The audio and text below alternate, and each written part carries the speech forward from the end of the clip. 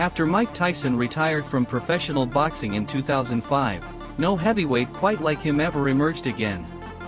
Tyson knocked out many of his opponents in the very first round. Standing 1.80 meters, 5 feet 11 inches tall, Mike maintained a fighting weight of around 98 kilograms, 216 pounds.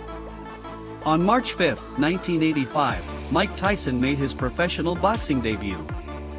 His first opponent was Hector Mercedes. Throughout 1985, Tyson fought 15 times, winning every single bout by knockout. In January 1986, Tyson faced Mike Jameson. Mike knocked Jameson down in both the 4th and 5th rounds before winning by technical knockout in round 5. Jameson became the first boxer to survive until the 5th round against Tyson, although he never managed to win a single round. One possible reason was that Tyson had fought his previous bout only 13 days earlier. In March 1986, Tyson took on Steve Zuski. During the 3rd round, Zuski absorbed several heavy shots to the head before a crushing left hook sent him crashing to the canvas. Near the end of the round, the referee completed the 10 count. Zuski managed to get to his feet on 11, but the fight had already been stopped. In July 1986, Tyson fought Reggie Gross. Near the end of the round, Gross briefly managed to slow Tyson's attack by throwing a huge number of punches.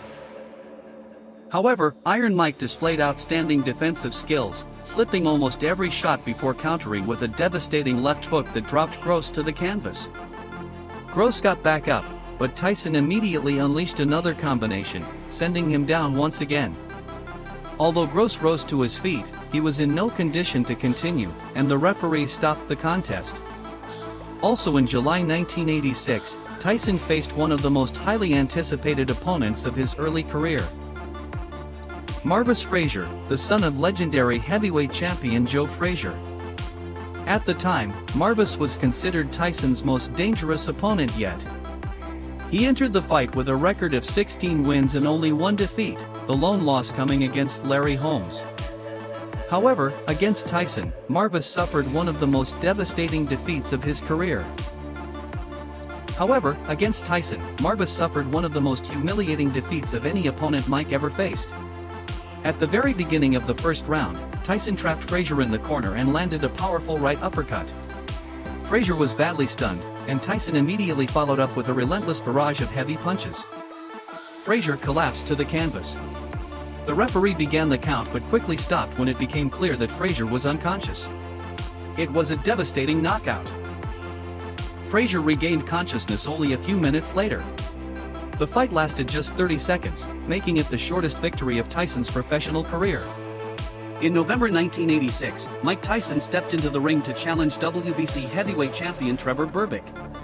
Berbick had won the world title in February 1986 and was making the very first defense of his championship. During the opening round, Berbick chose to engage Tyson in an aggressive, toe-to-toe battle. However, after absorbing several crushing punches, he was forced to abandon his attack. With just 20 seconds remaining in the round, Tyson landed a thunderous left hook that nearly sent Berbick to the canvas. Berbick barely managed to stay on his feet and finished the round on the verge of being knocked out. Only seconds into the second round, Tyson unleashed another explosive combination that sent Berbick crashing to the canvas for the first time. Berbick got back up, but with 40 seconds left in the round, Tyson drilled him with a right uppercut to the jaw, followed immediately by a crushing left hook to the head. Berbick tried to stand twice, but each time he lost his balance and fell back down.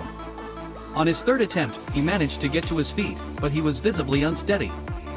Seeing that he could no longer defend himself, the referee waved off the fight. For this victory, Tyson earned $1.5 million, while Berbick received $2.1 million. The win also allowed Tyson to set 2 world records. He became the youngest heavyweight world champion in boxing history, and he also became the first fighter whose punch caused an opponent to stand up and fall back down 3 consecutive times. In May 1987, Tyson defended his title against former heavyweight champion Pinklon Thomas. Before facing Iron Mike, Thomas had built an impressive professional record and had never even been knocked down. In the 6th round, Tyson unleashed a devastating combination of uppercuts and hooks from both hands, with several punches landing cleanly on Thomas's jaw. After another crushing left hook, Thomas staggered backward and collapsed to the canvas. He was unable to beat the referee's 10 count, and the fight was stopped. Before facing Mike Tyson, Pinklon Thomas had never been knocked down in his professional career. In October 1987, boxing fans witnessed a showdown between two undefeated fighters, undisputed heavyweight champion Mike Tyson and Olympic gold medalist Tyrell Biggs. At the time, Biggs was widely regarded as the greatest amateur boxer to successfully transition into the professional ranks. This was Tyson's first scheduled 15-round title fight, and it also became the last 15-round heavyweight championship bout of his career. Fighting Tyrell Biggs had long been one of Tyson's biggest goals. From the opening bell, Mike controlled every moment of the fight, unleashing relentless combinations to both the head and body. By the third round, it was clear that Iron Mike could knock Biggs out whenever he wanted, but he chose to keep breaking him down. He finally decided to finish the job in the 7th round, knocking Biggs out with a devastating left hook. In January 1988, Tyson defended his undisputed heavyweight championship against boxing legend Larry Holmes. Before the fight, Holmes repeatedly mocked Tyson, but he would soon pay for it. Tyson dominated the entire contest. In the 4th round, Mike knocked Holmes down 3 times before finishing him by knockout. It was the first knockout loss of Larry Holmes' professional career. After the fight, Holmes apologized to Tyson.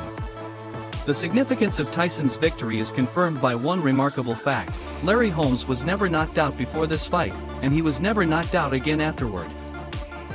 In March 1988, Tyson defended his undisputed heavyweight title against former WBC heavyweight champion Tony Tubbs. At the time of the fight, Tubbs weighed 105 kilograms, 231 pounds, and stood 1.82 meters, 6 feet, tall. Tubbs survived the opening round, but just before the end of the 2nd round, Tyson landed a crushing left hook.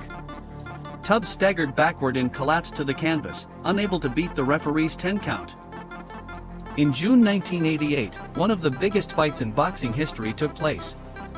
Undisputed heavyweight champion Mike Tyson faced undefeated former undisputed light heavyweight champion and former IBF heavyweight champion Michael Spinks. At the time, it was considered the most significant event in boxing. On the line were the undisputed heavyweight championship, the vacant Ring magazine title, the lineal heavyweight championship, the WBC championship belt, and the title of the best heavyweight boxer in the world. Midway through the 1st round, Tyson landed a crushing left uppercut to the chin, followed by a devastating right hook to the body.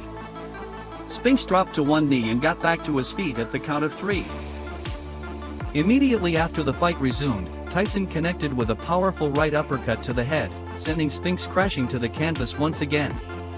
Spinks was still lying on the canvas when the referee completed the 10 count, officially ending the fight. Tyson also set a remarkable record that night. He earned $22 million, the largest purse in boxing history at the time, for just 91 seconds of work inside the ring. In July 1989, Tyson stepped into the ring against U.S. champion Carl Williams.